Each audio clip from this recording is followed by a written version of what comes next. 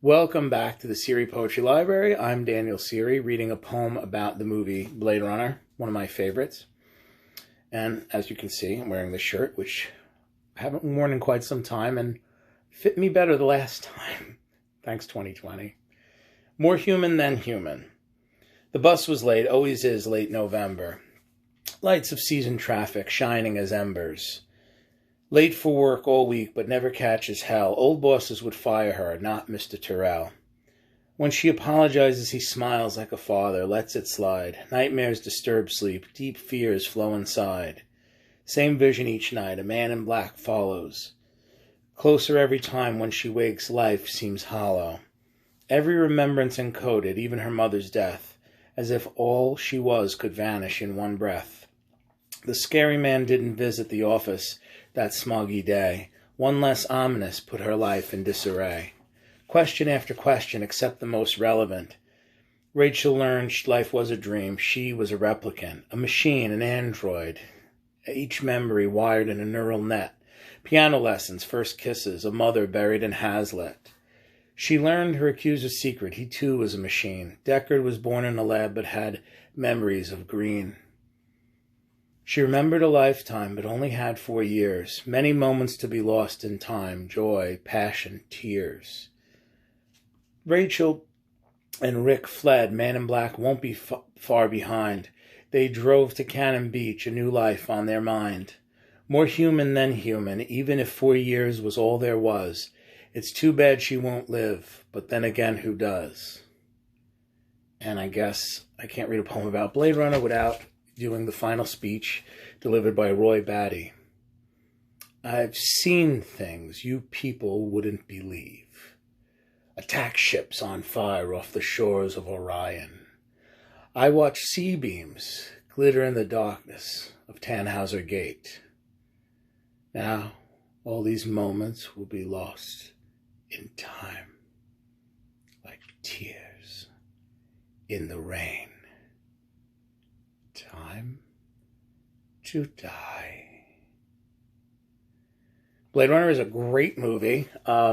Ridley Scott's masterpiece. And if you know Ridley Scott, like I know Ridley Scott, he has several masterpieces. Alien, Black Rain, I love Legend. I think it's great. I love most of his movies. He's pretty great as a filmmaker. Gladiator is very good too. Someone to Watch Over Me is very overlooked. That's one that you should check out. You probably missed it because it easily falls through the cracks of the 80s because he made so many great films in the 80s, one after another. I like Thelma and Louise, too. I mean, it's his most critic-pleasing movie, but I think it's very good.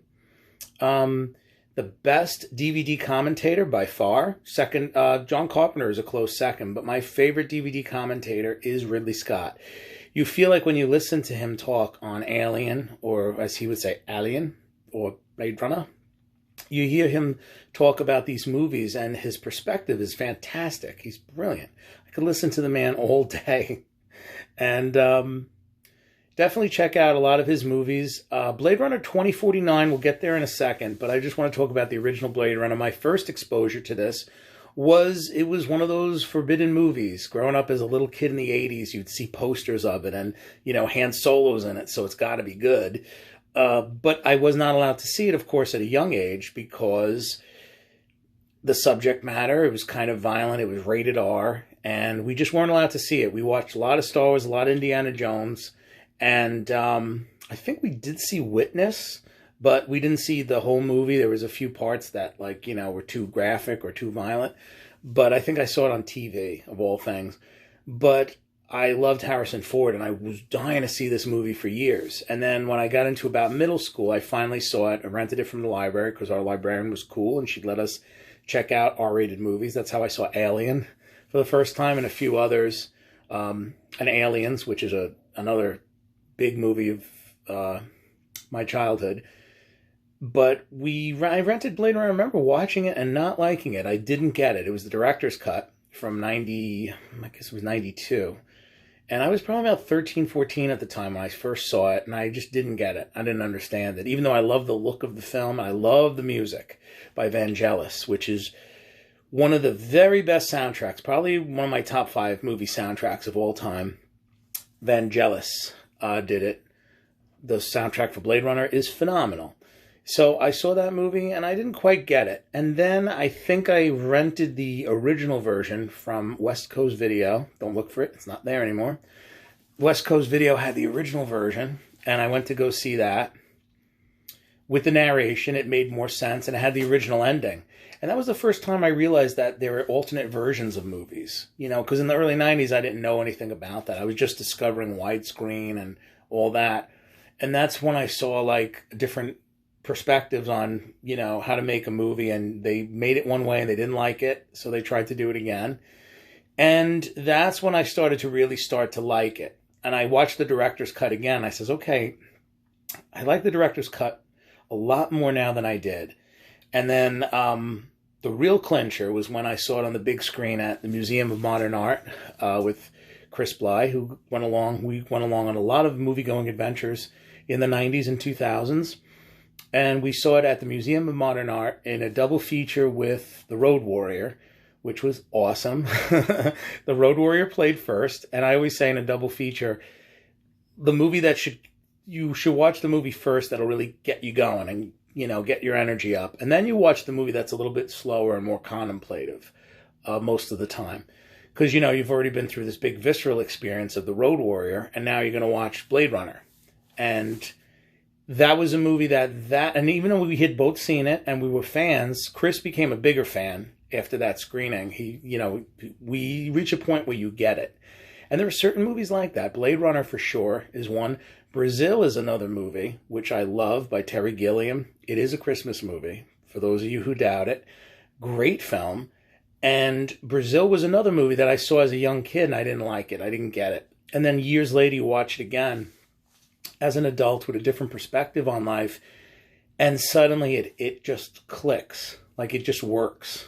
And these movies, they endure, and they speak to me, and they're just wonderful experiences to watch again and again. And I was lucky to see Blade Runner again in 2007 when they released the final cut, which I actually do like the best out of all of them. And I think this is one time I'm always nervous with director's cuts, because sometimes they turn out great, like Leon, where they really make a huge difference, and it makes the film a much deeper, richer experience. The Abyss is like that too. But then you get other director's cuts, like, you know, the Terminator 2 director's cut is not that great. Those scenes are interesting to see with Kyle Reese, but the theatrical one is better in a lot of cases. But when you find a director's cut that's better than the original version, or, like, you know, improves on it, that's always something that is always interesting to me. But you get a little nervous if it's a movie you really like, because you're like, well, I really like the original version, and I'm a little nervous about this. But in the hands of someone like Ridley Scott, you know, he knows what he's doing.